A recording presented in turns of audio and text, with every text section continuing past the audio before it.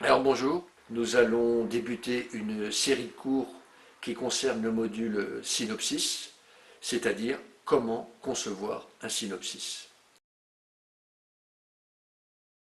Donc me revoilà avec mon beau chapeau. Je vous ai fait un schéma ici. Ça vous montre l'intérêt que j'ai eu à passer aux Beaux-Arts. Donc on va répondre à la question qu'est-ce qu'un synopsis et à quoi sert un synopsis dans ce cours 1. Donc vous voyez le synopsis ici, visualisé par une petite voiture qui en fait est la réduction du manuscrit, du scénario ou de votre roman, de votre histoire complète. Donc le synopsis, c'est la miniature, le résumé détaillé de votre histoire. Qu'est-ce qu'on trouve dans le synopsis? On doit trouver tous les tenants et les aboutissants de votre histoire. On doit, au niveau du personnage, c'est notre petit conducteur, trouver sa faille, son conflit interne, son évolution, son changement.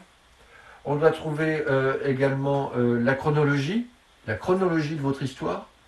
Donc ça suit la structure. Si vous êtes en flashback, votre histoire sera dans le synopsis racontée en flashback. Si vous avez plusieurs personnages, idem.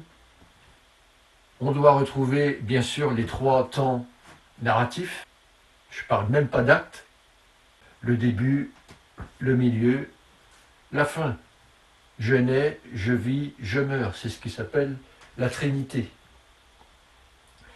Je veux aussi trouver mon incident déclencheur, qui est une charnière dramatique principale, et également mon climax, qui sépare d'ailleurs mes 3 parties de mon histoire. Je dois trouver donc tout ce qui concerne la dramaturgie, donc les charnières, on l'a vu. On doit trouver les obstacles, le chemin que va parcourir votre personnage et qui va être ponctué d'obstacles qu'il va devoir surmonter. Il y aura les rebondissements, bien sûr. On aura, dès l'incident déclencheur, l'objectif qui sera lancé, l'enjeu qui va avec et la tâche. On verra que très souvent, il y a une confusion entre les deux. On aura la scène centrale qui est un point, un plot, comme on dit, ou une charnière dramatique qui n'est pas obligatoire, mais qui est très intéressante parce qu'elle évite les ventres mous. Le nœud, on sait que c'est la partie la plus longue, la plus difficile à écrire.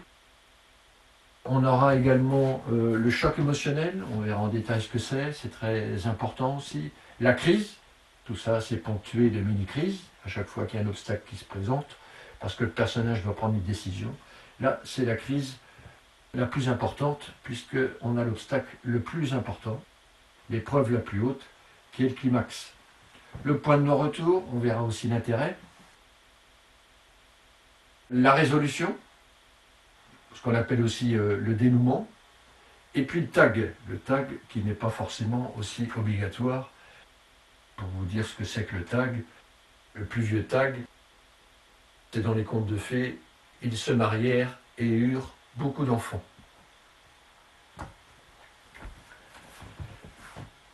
À quoi sert un synopsis aujourd'hui? Pour approcher les décideurs, c'est fondamental. C'est un passage obligé. Les décideurs reçoivent tellement de manuscrits, de scénarios ou de romans, que ce soit les maisons d'édition ou les maisons de production, vous imaginez bien qu'ils n'ont pas le temps de tous les lire, ou de les faire lire, ce qui est fait plutôt en général. Donc le synopsis va prendre la place du scénario, mais doit comporter les mêmes qualités ou les mêmes défauts. En le lisant, le décideur va voir très vite l'intérêt de votre histoire. Si votre personnage est attachant, si votre histoire est bien construite, si elle est bien en progression jusqu'au climax, si elle est bien dans l'unité d'action, c'est-à-dire que tout ce que vous racontez travaille uniquement à votre histoire. Il va pouvoir juger de l'intérêt de votre histoire. Il va pouvoir aussi, surtout l'éditeur, voir si ça rentre dans sa ligne éditoriale, donc ses collections. Et puis, il va voir très vite aussi son potentiel commercial. Donc, le but du synopsis, c'est de créer l'intérêt pour que ensuite l'éditeur ou le producteur décide de lire le manuscrit complet. Pour le producteur, c'est encore plus important. Parce que le producteur, il va y voir les mêmes choses à l'intérieur, mais surtout, il va s'en servir après comme un outil de travail auprès des diffuseurs, des coproducteurs potentiels, des distributeurs. Il va leur envoyer le synopsis, et si le synopsis soulève l'intérêt, ces gens-là liront également le scénario. Pour l'auteur, c'est presque un passage obligé. D'ailleurs, tous les auteurs ont peur, redoutent le travail du synopsis, parce qu'il va remettre tous les fondamentaux en cause, on va les vérifier un par un, de votre histoire. Le synopsis est important à ce niveau-là, parce que s'il est de qualité, ça veut dire que votre manuscrit, votre histoire, scénario ou roman, est de qualité. S'il est professionnel, on verra qu'un synopsis doit répondre à certaines règles et des conventions. Ça veut dire que votre scénario ou votre roman est professionnel. Pour l'auteur, c'est une façon aussi de d'ébranler son histoire, de voir s'il a bien travaillé, s'il y a bien la progression, si tous les éléments indispensables au bon fonctionnement d'une histoire sont là. C'est là qu'on le vérifie, c'est implacable. Donc c'est un travail aussi qu'il faut faire après avoir écrit son histoire.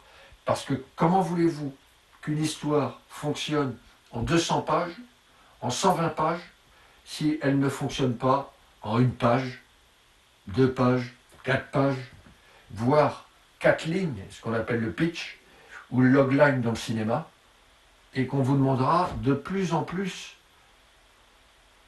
Maintenant, même dans les maisons d'édition, on demande le pitch. La longueur, 2 pages, 1 page. Pour certains livres, 12 pages, donc les gros livres. Pour les scénarios, 1 page. Voilà pour la réponse à ces 2 questions. On va passer au cours 2. Donc à tout à l'heure. On a vu au cours numéro 1 la globalité de ce qu'on devait trouver dans un synopsis. À quoi servait un synopsis? Là, on va rentrer beaucoup plus dans le détail. Donc, quels sont les éléments à inclure dans un synopsis? Bien sûr, on aura l'histoire principale, l'intrigue principale. C'est l'essentiel même de l'histoire. C'est le parcours du personnage, son évolution, sa transformation. On aura également les histoires secondaires, si elles sont indispensables à la compréhension de l'histoire principale.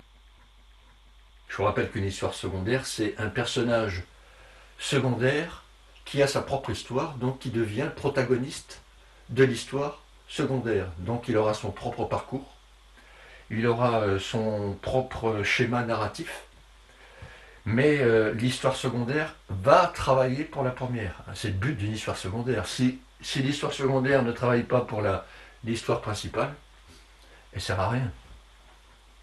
Donc on va trouver aussi les sous-intrigues. Les sous-intrigues, c'est l'histoire des relations entre les personnages.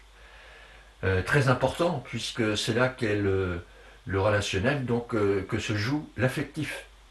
Et d'ailleurs, plus le lien est intime entre les personnages, père, mère, maître, oncle, tante, frère, plus les enjeux émotionnels sont forts, plus l'affectif est important. Donc l'histoire secondaire travaille, elle, donc pour la principale, comme les sous-intrigues, mais elle doit travailler pour le sens, amener un sens différent, un autre point de vue. Elle est construite comme l'intrigue principale, avec ses trois parties. Idem pour les sous-intrigues. On doit trouver l'exposition, le nœud de leur relation, la résolution. Donc, ils ne s'aimaient pas, ils s'aiment, ils se marient. Ou alors, ils s'aimaient, ils s'aiment plus, ils s'entretuent. On va voir un élément extrêmement important, la thèse. Il est indispensable pour vous d'identifier le sens de votre histoire, ce qu'elle va démontrer émotionnellement durant tout le récit, jusqu'à la fin. C'est ce qu'on appelle la thèse. Si vous ne connaissez pas le sens de votre histoire, comment voulez-vous la raconter et surtout bien la raconter? Comment vous pouvez donner du sens à chacun de vos personnages si vous ne savez pas ce qu'ils portent, donner du sens à leur dialogue, à leur comportement, à leurs contradictions, à beaucoup de choses. On voit d'ailleurs que la thèse est définie tout le reste après. Donc la thèse est essentielle parce qu'elle exprime le conflit entre des valeurs morales, en général deux principales, mais il peut y en avoir plusieurs. Dans le film Le Seigneur des Anneaux, ou le livre, on a deux thèses qui s'affrontent. On a la valeur, le bien et le mal, et on a aussi l'ordre et le chaos. Ça va se croiser, il va les opposer par rapport à différents personnages qui vont les porter différemment. Notons que dans la fiction, comme dans la vie, les personnes ou les personnages s'affrontent pour des valeurs morales. Un exemple aujourd'hui, le profit, donc l'argent, et l'écologie, donc la survie. Un autre exemple de thèse, par exemple, l'amour est plus important que l'argent. Ou l'amour est plus important que le devoir. La première, c'est la thèse de beaucoup d'histoires. Rain Man, Titanic. La deuxième, un film comme Allied, Allied en anglais, c'est la thèse de ces films et qu'on identifie forcément à la fin. Le personnage, il n'est pas en train de lever la main et dire moi je vais défendre la thèse que l'amour est plus important. Non, ça va être une démonstration émotionnelle par toute l'histoire qu'on va raconter, mais c'est là que ça va se révéler. C'est là qu'elle émerge. C'est là qu'elle devient lisible. Sinon, elle court en dessous. Hein. C'est comme le moteur. Il est caché sous un capot. La thèse, la valeur qui va gagner, c'est souvent le point de vue de l'auteur. La thèse aussi, c'est le parcours du personnage. Si l'amour est plus important que l'argent, par exemple la thèse de Rainman, ça veut dire que pendant toute une partie de l'histoire, pour mon personnage, l'argent est plus important que l'amour. Certains vous diront d'ailleurs, avec humour, et surtout les Américains d'Hollywood, pas le cinéma indépendant, que la thèse, le sens d'une histoire, c'est intrinsèque à une histoire, donc inutile de le chercher. Il y en a d'autres qui vous diront, et c'est très connu ça comme réflexion, pour les messages, il y a la poste. Dans son livre L'alchimiste de Paul Coelho, la thèse est il faut écouter son cœur. Tout le parcours du personnage, ça va être, au fil des épreuves, d'écouter son cœur. Jusqu'au moment où il va l'écouter totalement. Force est de constater qu'un récit ne vaut rien sans le sens. Car tout dépend de lui. La narration elle-même, la structure, les personnages, la fin de votre histoire, le climax, même l'incident déclencheur. Tout ça, ça va être déterminé par le sens de votre histoire. Ce qui est intéressant aussi, c'est que quand on a la thèse, l'amour est plus important que l'argent. Les autres personnages vont porter leur thèse par rapport à la thèse principale que porte généralement le protagoniste. Mon antagoniste, ce sera l'argent est plus important que l'amour. Alors que mon personnage principal est dans la même position au début et il va se transformer lui. Il va découvrir que l'amour est plus important. Je prendrai un adjuvant, donc le copain ou la petite copine du personnage. Ce personnage-là sera déjà dans la thèse de l'amour est plus important que l'argent. D'ailleurs, il est là pour dire à mon personnage principal, c'est pas bien ce que tu fais. C'est immoral. Tu te sers des gens, tu penses qu'à l'argent. Donc un personnage secondaire, on le verra tout à l'heure, il sert surtout à donner des indications sur le personnage principal. Et il est là pour le faire changer. Un personnage ne change jamais tout seul. Comme dans la vie, il faut toujours un événement extérieur pour être ébranlé. Voilà pour la thèse, on pourrait continuer longtemps. Donc on va passer au sujet suivant. Maintenant, on va passer aux personnages. Bien sûr, les personnages, on doit les retrouver dans le synopsis. Mais que les personnages principaux.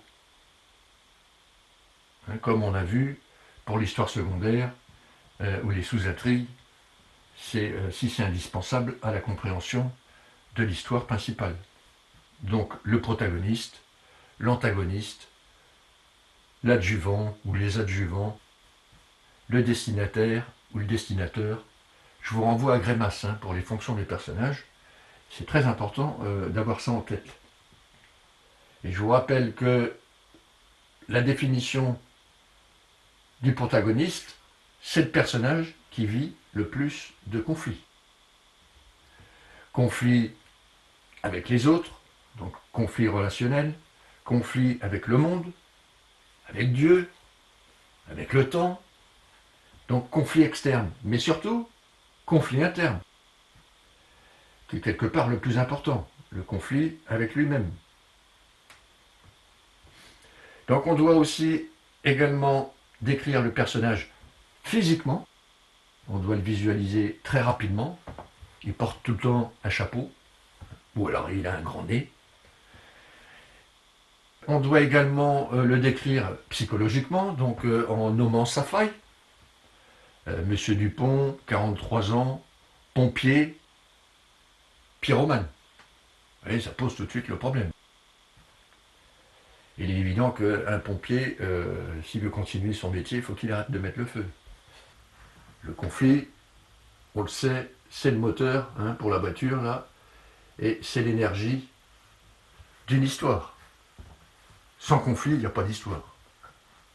Donc le conflit, c'est le meilleur moyen pour s'identifier très rapidement à un personnage. Un personnage est dans un commissariat, il prend des claques, il est interrogé, il crie son innocence, on est en plein conflit, on s'identifie tout de suite au personnage. Ce conflit qui doit être développé et qu'on doit retrouver pratiquement à chaque scène. Donc évidemment, il faut bien marquer les étapes dans son synopsis, bien sûr, comme dans son histoire, de son évolution. Il faut bien ressentir son évolution, c'est toujours face à des obstacles, puisqu'il va prendre des décisions jusqu'à la décision finale, avant le climax, l'épreuve la plus haute, on l'a vu aussi, qui s'appelle la crise. Si on n'a pas cette évolution, si on ne ressent pas cette évolution, la transformation du personnage, elle tombe comme un cheveu sur la soupe. Elle n'est pas crédible, on n'y croit pas, et ça fout en l'air tout le récit. Très important ça. Voilà. Maintenant, on va passer au sujet suivant. C'est là qu'on pose tous les prémices de l'histoire, tout ce qui va être développé. La difficulté, c'est comme on donne beaucoup d'informations, il ne faut pas qu'on ait l'impression, le lecteur ne doit pas avoir l'impression qu'on le nourrit d'informations. Donc, on va utiliser quoi, encore une fois? Le conflit. Situation initiale, la même que tout à l'heure, un personnage est dans un commissariat, il prend des claques, il crie son innocence, on lui demande son nom, son âge, profession, vous voyez, tout ça, ça passe tout seul. À cause de la situation. Le conflit, avant l'incident déclencheur. J'ai tout posé. J'ai tout posé sans tout dire. On le verra aussi également, il ne faut pas tout dire. Si je dis tout ici, qu'est-ce que je dis après? Il faut que tout soit toujours en progression. Donc, qu'est-ce qu'il faut dire dans une situation initiale ou dans une exposition? Il faut donner l'essentiel. L'essentiel, les informations essentielles pour que l'histoire puisse démarrer, évoluer et que tous les événements restent en progression. Il y a beaucoup d'erreurs où on en dit trop là. L'autre erreur, c'est qu'on n'en dit pas assez. Répondre à la question qui, donc le personnage principal, quoi, son environnement, comment, ce qui va se passer, on va amorcer avec l'incident déclencheur. Le plus important étant de répondre à la première question, qui? Donc comme on l'a vu tout à l'heure, la description physique, psychologique, sa faille, son environnement, c'est tout va bien ou tout va mal. Et ce qui va créer et lancer l'histoire après, c'est l'incident déclencheur. On le verra tout à l'heure. Situation initiale, un personnage, un journaliste, il est envoyé sur le procès de Klaus Barbie. Dès le début du procès, il s'aperçoit que son père a des liens avec cette histoire et lui a pas tout dit sur son passé avec les nazis. C'est l'incident déclencheur qui lance objectif, on l'a vu. Le personnage va se mettre en action pour découvrir la vérité sur son père. Donc, vous pensez bien que ça lance aussi la question dramatique. Va-t-il découvrir la vérité? Maintenant, on va voir l'incident déclencheur. La charnière la plus importante avec le climax. L'incident déclencheur, il lance toute l'histoire. Il lance surtout l'objectif du personnage et pose la question dramatique. Donc l'objectif, imaginons que ce soit d'aller au Mont Blanc. La question dramatique. L'incident déclencheur pour notre personnage, ce serait, imaginons, un SMS qui arrive sur son téléphone. Il a gagné un séjour gratuit au Mont Blanc pendant une semaine. Ça déclenche forcément l'objectif. Et la question dramatique qui est posée, va-t-il arriver en Mont Blanc, surtout qu'il y va en voiture? Ça pose la tâche. Il est obligé d'y aller en voiture, donc il faut qu'il surpasse tous les obstacles. Et l'enjeu, s'il n'arrive pas à atteindre son objectif, il ne pourra pas faire du ski. Vous voyez bien, l'incident déclencheur, c'est impératif, c'est ce qui lance l'histoire, car ça lance l'objectif du personnage. L'objectif concret. On va découvrir aussi que ça lance un deuxième objectif. L'objectif interne. C'est-à-dire, mon personnage va-t-il pouvoir changer? On n'est pas sûr de ça, on est aussi dans l'expectative. On n'a pas la réponse et on sait que l'objectif, donc externe comme interne, ça crée le suspense. On a la réponse qu'au climax. Et tant qu'on n'a pas la réponse, qu'on est dans cette incertitude, on est dans le suspense. Par exemple, dans le roman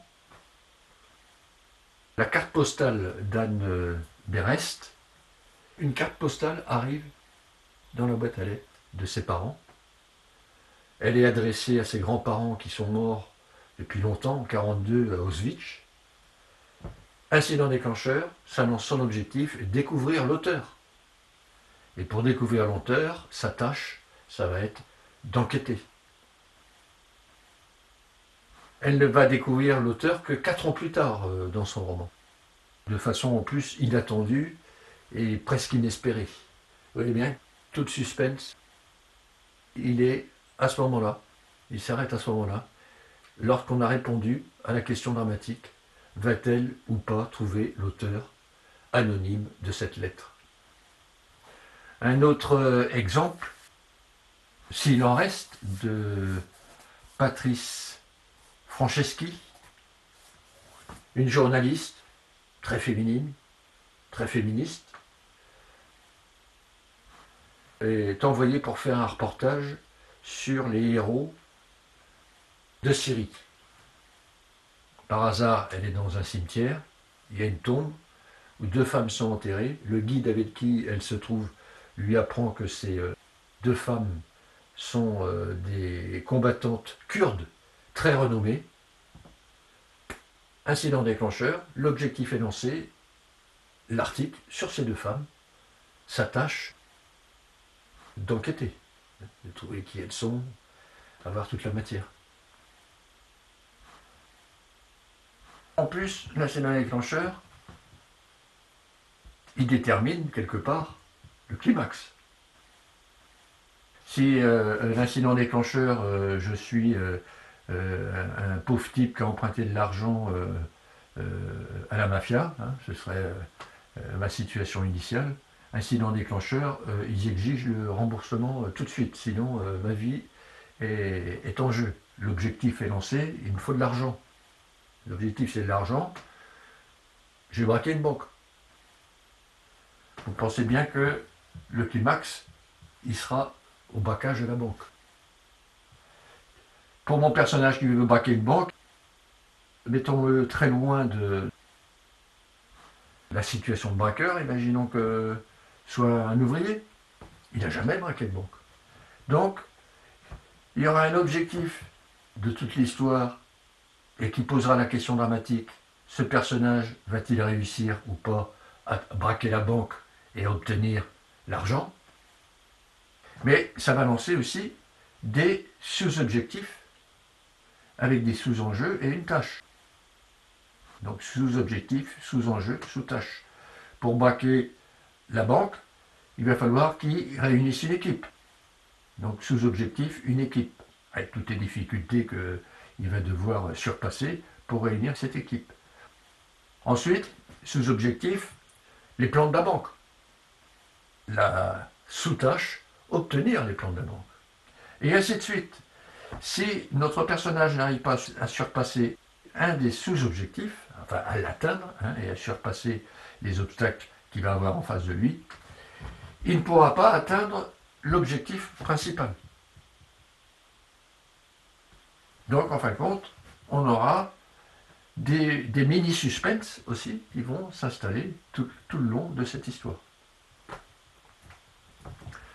Voilà pour ce qu'on pouvait dire sur l'incident déclencheur. Là encore, ce serait tout un chapitre et quelques heures à d'ailleurs voir beaucoup d'exemples et voir l'impact de l'incident déclencheur. On verra aussi qu'il y a un incident déclencheur interne. Très souvent, c'est le même. Il va y avoir là un objectif concret, mais pour atteindre cet objectif concret, le personnage, bien sûr, a un conflit interne, et il va falloir qu'il le règle. Donc, ça pose aussi la question, on pourrait dire, thématico-dramatique, pour employer les grands mots. Ça va poser cette question thématico-dramatique, donc, va-t-il ou non changer? Dans le film Titanic, le personnage de Rose, la question est très importante, la question interne. La question concrète, c'est vont-ils avoir une histoire d'amour? La question thématico-dramatique, si j'ose dire, ça va être, va-t-elle changer? Donc va-t-elle se libérer du carcan dans lequel elle se trouve? Va-t-elle grandir? Va-t-elle devenir mature, responsable de ses choix? On sait très bien que si elle ne fait pas le pas à ce niveau-là, il n'y aura pas d'histoire d'amour. Donc vous voyez, il y a une dépendance entre l'objectif interne et l'objectif concret. Voilà, on va passer au sujet suivant. L'objectif, on l'a vu, un élément extrêmement important puisque c'est lui qui lance l'histoire. C'est la motivation concrète du personnage. On verra qu'il y a une motivation aussi, un objectif interne, qui peut être même plus important. L'objectif concret est la résultante de son objectif interne lancé par le déclencheur. Ce qui est important dans l'objectif, c'est qu'il ne peut y avoir qu'un objectif principal, jusqu'au climax. Notre personnage, il ne peut pas au milieu changer d'objectif. Il peut avoir l'objectif caché, par exemple. Mais l'auteur, lui, sait qu'il n'a qu'un seul objectif, ce qui revient au même. Ce sera de l'ordre de l'intrigue. Donc s'il a un objectif, qu'un seul objectif principal, un seul enjeu principal et une seule tâche principale. Je veux l'argent, c'est l'objectif. L'enjeu, c'est ma vie. Si je ne paye pas, la mafia va s'occuper de moi. Et la tâche, c'est braquer la banque. On a vu qu'il y aura, pour atteindre son objectif principal, des sous-objectifs, des sous-enjeux et des sous-tâches. Donc, on l'a vu, un objectif principal. Et les autres objectifs sont des sous-objectifs, des objectifs qu'il faut atteindre pour atteindre l'objectif principal. C'est la mécanique. Si on fait changer notre personnage d'objectif à un moment ou à un autre, on perd toute la partie et tout ce qu'on a mis en place avant. Nous avons vu l'importance de l'incident déclencheur qui lançait l'objectif, l'enjeu et la tâche principale. On va revenir à l'enjeu, l'importance de l'enjeu. Plus l'enjeu est important, plus les motivations du personnage sont importantes. Il faut absolument que ce soit posé en même temps que l'incident déclencheur. Si le spectateur ou le lecteur ne comprend pas bien l'enjeu de votre histoire, il s'en désintéresse. Je dois tuer le requin, sinon il va continuer à manger des enfants. C'est l'enjeu. Si je devais tuer le requin alors qu'il fait de mal à personne, vous voyez qu'on a une différence d'intérêt tout de suite pour l'histoire. Si mon personnage n'atteint pas son objectif, c'est-à-dire tuer le monstre, l'enjeu, c'est que la planète est en danger. Vous voyez la force de l'enjeu, c'est toutes les motivations. Il y a un objectif interne, il y a donc un enjeu interne.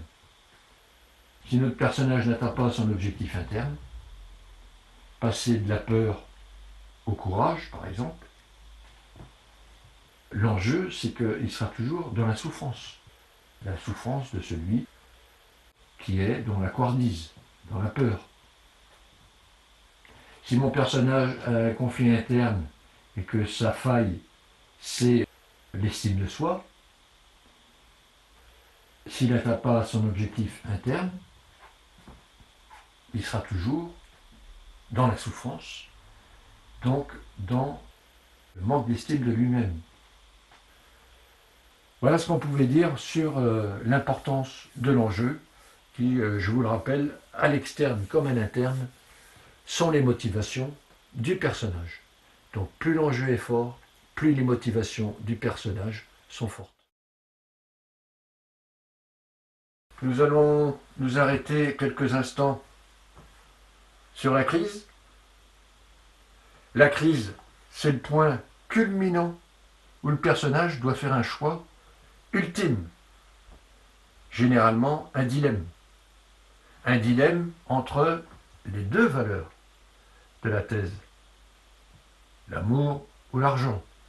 Dans Rayman, il choisit l'amour. C'est le moment où il est seul avec lui-même, et c'est surtout le point où il nous livre sa véritable nature, sa transformation. La crise est souvent et généralement suivie du climax. C'est donc le combat interne du personnage, le plus haut avec lui-même. Et comme tout le reste, elle doit être en progression, annoncée au début par l'intermédiaire de la faille,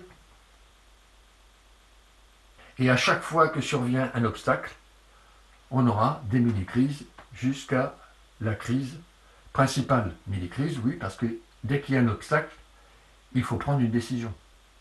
Une décision, on gagne toujours quelque chose et on perd toujours quelque chose. Si les obstacles sont bien crescendo, les mini-crises jusqu'à la crise finale sont crescendo. Dans La Mule, par exemple, de Clint Eastwood, Earl, qui est un vieux horticulteur en faillite, va travailler comme livreur. Il va se rendre compte qu'il travaille pour la mafia et qu'il livre de la drogue. D'ailleurs, extrêmement bon livreur à cause de son âge. Il n'est pas embêté par la police. Ce personnage a un problème avec sa famille dont on lui reproche de ne pas s'être occupé. Les enfants, la femme, tout le monde lui en veut. À un moment dans l'histoire, on arrive à la crise. Soit il livre la drogue, soit il va voir sa femme qui est malade. Il va choisir d'aller voir sa femme malade, au risque de se faire tuer, c'est ce qui va se passer après. Donc vous voyez bien que c'est à ce moment-là que le personnage nous livre sa vraie nature. Il a choisi l'amour au risque de se faire tuer. Il doit montrer qu'il les aime et qu'ils se sont trompés. Dans Titanic de James Cameron, la crise, c'est le moment où Rose, alors qu'elle est dans une embarcation et qu'elle peut survivre, s'échapper, décide de remonter sur le bateau pour rejoindre Jack, donc celui qu'elle aime. Donc vous voyez bien, à ce moment-là, elle nous livre aussi sa vraie nature. L'amour est plus fort que la mort. Dans le film The King de David Michôd, la crise, c'est lorsque le personnage il doit choisir soit d'affronter les Français alors qu'ils sont dans une position défavorable, les Français sont plus nombreux, ou soit de faire demi-tour. Tous les généraux lui disent qu'il faut partir, sauf un, son ami, qui lui dit que c'est possible de gagner s'il pleut. On s'habillera légèrement et on sera beaucoup plus véloce et rapide. Et la crise du personnage. Et il va choisir envers et contre tout la solution de son ami. Donc vous voyez bien que c'est à ce moment-là qu'il nous révèle sa vraie nature. La confiance, l'amitié et surtout l'évolution du personnage. Dans l'histoire, c'est vraiment la première fois qu'il prend une décision seul, envers et contre tout le monde. Donc il devient, et c'était son problème interne, il devient mature, il devient un homme. Voilà ce qu'on pouvait dire sur la crise, ici. Donc un point extrêmement important dans une histoire. Quelques mots sur le climax. On l'a dit, c'est la deuxième charnière dramatique la plus importante avec l'incident déclencheur. On a vu que tout dans une histoire nous conduisait au climax. Car c'est au climax que tout se résout. C'est au climax que la réponse dramatique est donnée. L'objectif, je vous rappelle, pose la question, mon personnage va-t-il réussir ou pas à atteindre son objectif? C'est au climax qu'on a la réponse. Le climax est donc l'obstacle le plus haut. La confrontation directe avec l'antagoniste ou les forces antagonistes. Généralement, le climax, c'est une confrontation avec la mort. Dans le jeu de la dame de Walter Tevis, le personnage principal, Beth, qui a un objectif concret, devenir la championne du monde, va affronter Borgov, le champion du monde. C'est le climax de la série, c'est au dernier épisode. Sa crise, ça va être de décider ou non de prendre ses cachets. On sait que dans cette série, le personnage a un avantage, enfin, c'est ce qu'il croit, grâce à la drogue, il voit les pièces au plafond. Là, elle va décider d'affronter Borgov sans ses médicaments. Donc, on sait qu'elle va gagner, qu'elle va devenir la championne du monde, et donc elle va atteindre son objectif concret, mais elle va atteindre aussi son objectif interne, c'est-à-dire qu'elle va surpasser sa faille, qui est ici l'addiction, pour retrouver son estime de soi. Dans le film Les Misérables, celui de 2021, je crois, si ma mémoire est bonne, qui se passe en banlieue, le récit s'arrête au climax. Pourquoi? Parce que ce n'est pas la peine d'aller plus loin, il n'y a pas de conclusion à donner, et c'est la thèse qui l'impose. Vous voyez, d'où l'intérêt de connaître le sens de son histoire, ce qu'on veut raconter. Dans une série, généralement, chaque épisode se finit sur le climax, et la résolution de ce climax sera l'exposition de l'épisode suivant. Des fois, on ne donne qu'un morceau d'ailleurs du climax. Et ça va continuer dans l'épisode suivant. Pourquoi? Le suspense. On a envie de continuer. On fait la même chose parfois dans un livre aussi, avec les chapitres. Voilà ce qu'on pouvait dire sur le climax, pour préciser un peu plus les choses. Le dénouement ou la résolution arrive après le climax. Le personnage a atteint son objectif concret, la réussite, l'argent, le pouvoir, et il a atteint ou pas son objectif interne. L'estime de soi, dépasser son sentiment de culpabilité. Donc, il a opéré sa transformation et comblé son besoin. Dans le jeu de la dame, c'est après qu'elle ait gagné contre Borgov, donc le champion du monde, que Beth a atteint son objectif concret, donc devenir la championne du monde, mais aussi son objectif interne.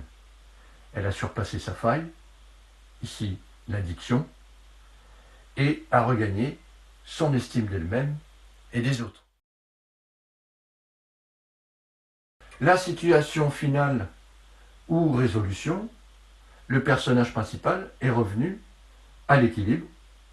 On peut lancer alors le tag ou l'épilogue qui va nous laisser entrevoir le futur du personnage. Dans Le vieil homme et la mer, par exemple, Santiago a regagné son estime de soi en ramenant le plus gros poisson, enfin ce qu'il en reste, la tête et les arêtes. Manolio va pouvoir revenir pêcher avec lui. Ils vont reprendre leur petite vie du début de l'histoire, leur bonheur commun. On est revenu à l'équilibre.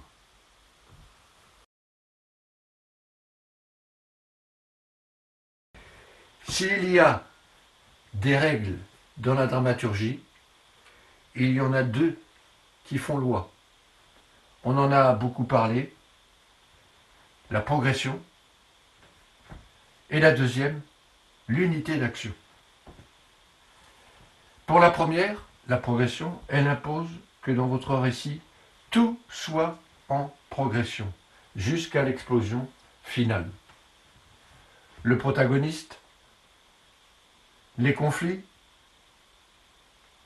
les enjeux, la tâche, les obstacles, tout ça jusqu'au climax. Si vous n'avez pas cette progression dramatique dans votre synopsis, ça veut dire que vous ne l'avez pas dans votre roman ou votre scénario. Ça veut dire également que vous avez un problème de gestion de l'information. Votre information est mal gérée. Peut-être que vous avez commencé en disant trop de choses ici, et on va arriver à un ventre mou. Même la scène centrale aura peu d'effet. Pourquoi? Parce que tout simplement, vous n'aurez plus rien à dire. Ou alors, vous n'en avez pas dit assez, et on n'arrive pas à rentrer dans l'histoire, à s'identifier au personnage. Ou alors, vous avez commencé trop fort, avec une scène d'ouverture trop forte par rapport au climax. Donc, pour continuer à nourrir cette progression, vous allez tomber dans la surenchère. La progression dans le Seigneur des Anneaux de Tolkien, ça commence d'une façon bucolique. On nous présente l'anneau, mais on est loin de s'imaginer tout ce qui va se passer autour de cet anneau, des nations qui vont se déchirer, la guerre, des morts. S'il avait commencé par la noirceur ou une bataille, par exemple, évidemment, on se serait aussi désintéressé au récit, il n'y aurait plus cette progression.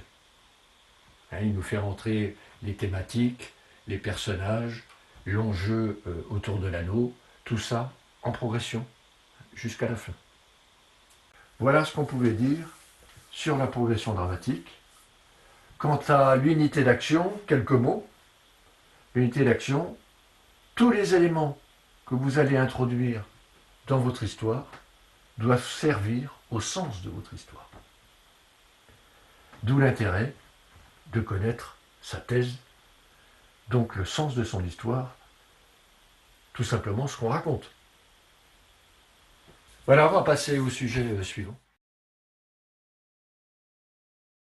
Donc le synopsis se structure de préférence en suivant cet ordre. D'abord, on situe la reine, l'époque, le lieu, le milieu, le personnage principal, son âge, si c'est important, sa profession, sa faille, Monsieur Dupont, 42 ans, ouvrier, alcoolique. L'incident déclencheur qui va lancer l'histoire, qui va lancer l'objectif principal, donc la tâche principale du personnage, l'enjeu principal, son antagoniste, que l'on présente de la même façon, et on nomme sa faille s'il en a une, ainsi que les autres personnages principaux, donc adjuvants, destinataires, destinateurs, au moment où ils apparaissent dans l'histoire. Il est important de commencer par la reine, parce qu'elle pose tout de suite le cadre de l'histoire, l'époque et toutes les valeurs morales qui s'y rapportent. Une histoire sur l'homosexualité aujourd'hui, du point de vue de l'époque, est moins forte si c'est en 1300. Le mieux étant toujours de passer par un exemple, on va prendre le synopsis du film Rain Man, qui pour l'anecdote a été adapté en roman. États-Unis, dans les années 80, sur la route, voyez, on pose la reine, Charlie Babbitt, le personnage principal, un jeune revendeur de voitures de luxe, son métier, installé à Los Angeles, est en difficulté financière, on décrit la situation initiale. Lorsqu'il apprend le décès de son père, il paraît nullement ému. Sa faille. Sa petite amie, Susanna, douce et aimante, son adjuvant, est surprise par son indifférence et lui fait remarquer qu'il ne dit jamais rien. Voyez, c'est déjà dans les dialogues.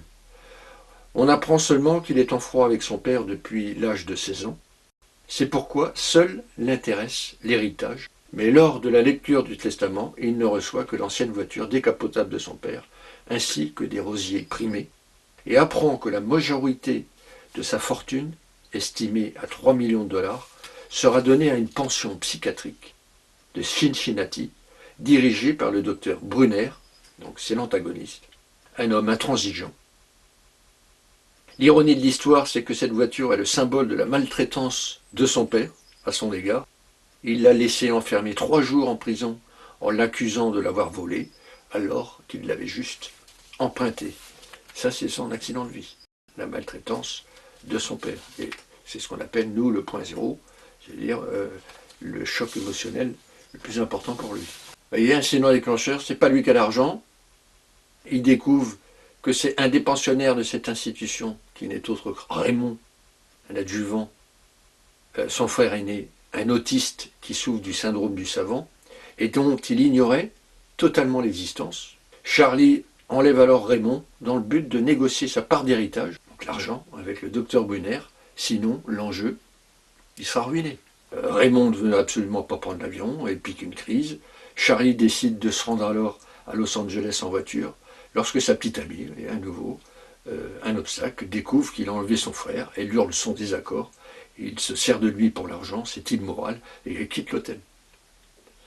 La vie avec un autiste n'est pas facile, donc tous ces petits obstacles à régler pour Charlie, qui va devoir répondre à tous les besoins émanés de Raymond pour éviter ces crises. D'abord avec sa rudesse habituelle, mais c'est pire encore, et puis avec attention. Il va devoir apprendre à gérer une autre vie que la sienne, à s'occuper de quelqu'un d'autre, et petit à petit, Charlie découvre la mémoire exceptionnelle de Raymond. Il est capable de dire, après un seul regard, quel numéro a telle chanson dans le jukebox, combien de cure-dents sont tombés au sol, quelles cartes suivent celles tirées d'un sabot. Une aubaine pour Charlie qui emmène son frère dans un casino de Las Vegas. Raymond devine par comptage toutes les cartes qui se suivent et fait gagner à Charlie le montant de sa dette. Le casino n'est pas dupe de la supercherie et Charlie est séquestré et à 2 doigts de se faire casser les jambes comme le veut l'usage pour les tricheurs. Au fil des kilomètres et des étapes dans les hôtels, les 2 frères, que tout semblait séparés, apprennent à se connaître et se rapprochent. Des souvenirs communs remontent. Charlie se souvient d'une chanson et qu'il appelait Raymond Redman. Ce dernier lui confie qu'il s'est retrouvé à l'institut après avoir failli l'ébouillanter dans l'eau de la baignoire. À force de s'occuper de lui, Charlie s'attache à son frère et décide de le garder pour devenir son tuteur.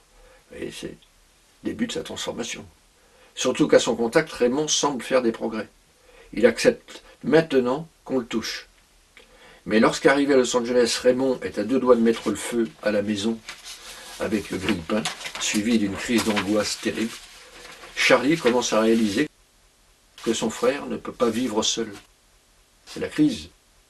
Et lorsque le psychiatre Brunner, lors de l'ultime réunion de négociation, demande à Raymond s'il veut rester avec Charlie ou retourner à l'institution, c'est le climax de l'histoire.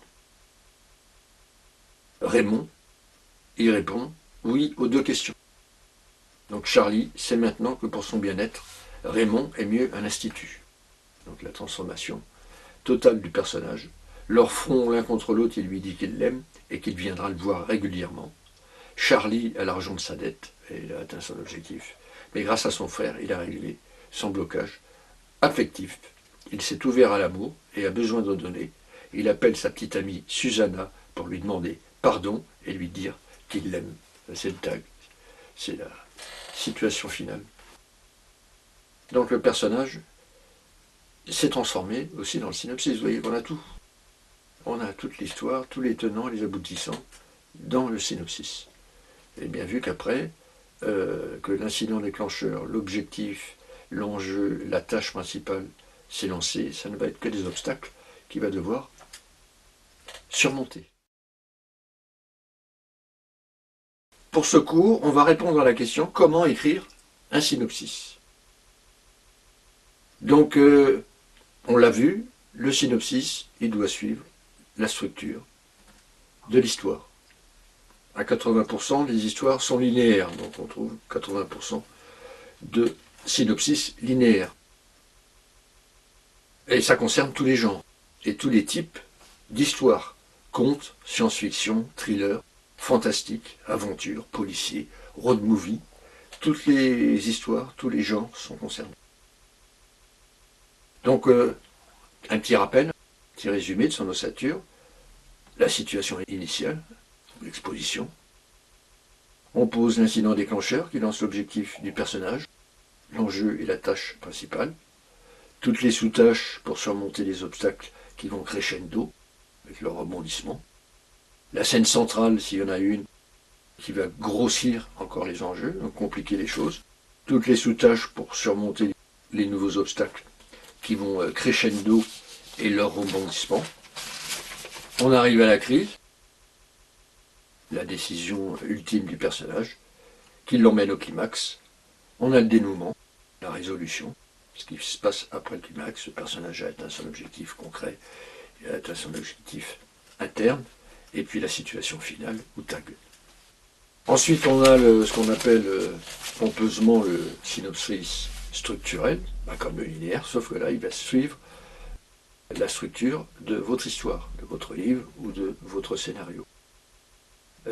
Par exemple, si votre livre ou votre scénario est un récit choral, c'est-à-dire sans personnage principal, parce qu'il explore des caractères, des situations sans véritable enjeu, ou bien un récit par enchâssement, ou ce qu'on appelle aussi mosaïque, c'est-à-dire plusieurs histoires avec leurs propres protagonistes, et qui s'emboîtent les unes dans les autres, unies par un lien d'ordre, soit thématique, ou narratif, stylistique, on va y arriver, ou poétique, ou encore un récit qui ne respecte pas la chronologie des événements, donc structuré en flashback ou en feedback. À ce moment-là, le synopsis, il suit également la structure. Pour le faire, vous résumez chaque chapitre de votre livre ou séquence de votre scénario, puis vous reliez le tout ensemble en suivant votre structure, tout en essayant de rendre le texte le plus fluide possible. Un bon exemple, par exemple, c'est le film Pulp Fiction de Tarantino. Ces trois histoires qui nous sont présentées dans un ordre non chronologique dans le film et ont un protagoniste principal différent. Vincent Vega, Butch Coolidge et Jules Winfield. Par ailleurs, la scène de fin du film est la suite de la scène d'ouverture du film, mais narrée d'un point de vue différent. Les trois histoires principales paraissent indépendantes, mais sont reliées entre elles pour ne former qu'une seule intrigue. Si vous vous amusiez, comme j'ai pu le faire, de reprendre le synopsis de Pulp Fiction et le remettre dans la chronologie du temps, tout de suite ça ne marche plus.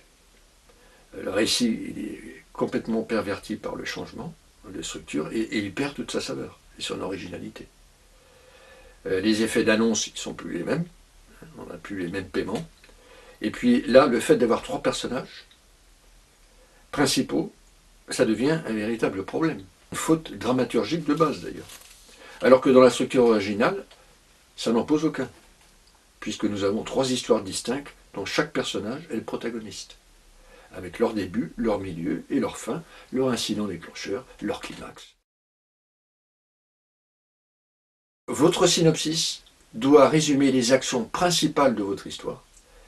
Vous n'incluez pas les actions secondaires, sauf si elles sont importantes pour l'intrigue. Soulignez l'originalité de votre œuvre, ce qui la rend unique. Les éditeurs reçoivent des centaines de synopsis par semaine. Faites ressortir l'élément qui rend votre histoire originale pour la démarquer des autres. Déterminez la bonne longueur, ni trop long, ni trop court. Moi je dirais, la bonne longueur c'est efficace. Même si vous avez écrit un roman à la première personne, n'écrivez jamais le synopsis à la première personne. On écrit un synopsis toujours à la troisième personne. Répétez souvent le nom des personnages que vous devez écrire entièrement en majuscule. Chaque personnage dans le synopsis est en majuscule. Commencez toujours par présenter le personnage principal, on l'a vu, puis les autres personnages, dans l'ordre d'apparition, en indiquant leur lien avec le protagoniste. On va le redire à nouveau, ne présentez pas tous les personnages, seuls ceux qui jouent un rôle primordial. Décrivez les obstacles que le protagoniste doit affronter et ce qu'il doit faire pour les surmonter et atteindre son objectif principal. C'est ce qu'on appelle sa tâche. C'est important ça. Qu'est-ce que fait le personnage pour surmonter les obstacles et atteindre son objectif? Concentrez-vous sur l'essentiel. Ne vous perdez pas dans des descriptions et détails qui n'ont pas d'influence sur le déroulement de l'histoire. Dégraissez au maximum. C'est ce qu'on dit, on dégraisse. On garde l'essentiel. Toujours terminé par le dénouement et la situation finale, le lecteur du synopsis doit comprendre comment se termine votre histoire. À ce stade, on ne fournit plus d'informations concernant le développement de l'histoire. C'est terminé. Là, on peut fermer le rideau. Ne mettez aucun dialogue hostile direct dans le synopsis. Résumez simplement les dialogues au style indirect, ce que se disent les personnages. Toujours veiller à être concis, retirez les mots ou phrases inutiles, ainsi que les clichés, les stéréotypes. Comme disait Hitchcock, vaut mieux partir d'un cliché que d'y arriver. Évitez un ton trop sec, évitez les phrases trop longues, évitez les répétitions dans les mêmes phrases ou paragraphes, restez visuel. Plus on est visuel, plus c'est efficace. Mettez du rythme en alternant temps fort, temps faible, tension, détente, jour, nuit, visuel, dialogue. Ne soyez pas littéraire, ne cherchez pas à faire la démonstration de votre talent d'écrivain. Adoptez un style simple, évitez toute emphase et lyrisme, ce qui ne veut pas dire télégraphique. N'oubliez pas de transmettre les émotions, comme on l'a vu dans le synopsis de Rainman. Adaptez-vous au genre de votre histoire. Ne dites pas tout, moins c'est plus, dit l'expression anglaise. N'incluez pas les micro-pivots, c'est-à-dire ceux qui ne sont pas fondamentaux dans votre récit. Utilisez toujours le présent de l'indicatif. C'est le temps qui convient le mieux pour dérouler une histoire en direct sous les yeux du lecteur. Utilisez une typo standard, pas de fioritures, du Times, du Courrier pour le scénario, Helvetica, encore 12. Être clair et concis pour une compréhension rapide de votre histoire. Le synopsis doit commencer et se terminer sans interruption. Pas de section, il n'y a pas de sous-titres. Sauf si votre récit a des chronologies différentes, entrelacées, ou s'il saute dans le temps et dans l'espace. Vous pouvez commencer chaque paragraphe par une entrée en gras, par exemple, Brest 1934, Brest 2085. Pour établir de façon succincte et économique où on en est, pour ne pas perdre le lecteur. En dehors de ça, évitez de découper l'histoire de quelque manière que ce soit. Quel paragraphe. Relisez entièrement le synopsis à voix haute pour entendre sa musique et repérer les erreurs.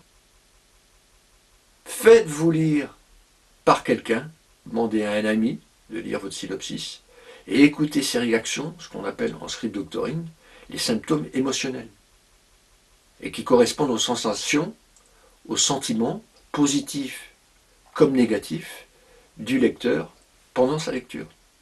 Par exemple, j'ai trouvé ça long, ou je me suis ennuyé, j'ai eu peur, ou j'ai pas eu peur, je n'ai pas pleuré, j'ai jubilé, je suis déçu, j'ai le sentiment de déjà-vu, j'ai le sentiment qu'il manque quelque chose, je n'ai pas pu m'arrêter, je n'ai rien compris, j'ai décroché, je n'ai pas été intéressé, je me suis perdu. Vous voyez, tout ça, ce sont des symptômes émotionnels. Parce que ces symptômes émotionnels, ils correspondent toujours à ce qu'on appelle, en sleep doctoring, des symptômes cliniques, c'est-à-dire des problèmes dramaturgiques bien spécifiques. Par exemple, manque de préparation, de rebondissement, d'enjeu, d'anticipation, de suspense, de surprise, de mystère, de tension dramatique, de progression dramatique. Mais ils peuvent aussi relever du sens. Le sens de l'histoire qui est mal défini, ou parfaitement obscur, et qui interdit à l'auteur d'aller plus en profondeur, d'être imaginatif, intéressant. Ou encore, c'est un manque de travail sur les personnages, qui ne sont pas assez caractérisés, on ne s'identifie pas, il n'est pas assez actif, il subit l'histoire, ou des personnages trop nombreux. Voilà les conseils pratiques qu'on pouvait donner sur l'écriture du synopsis.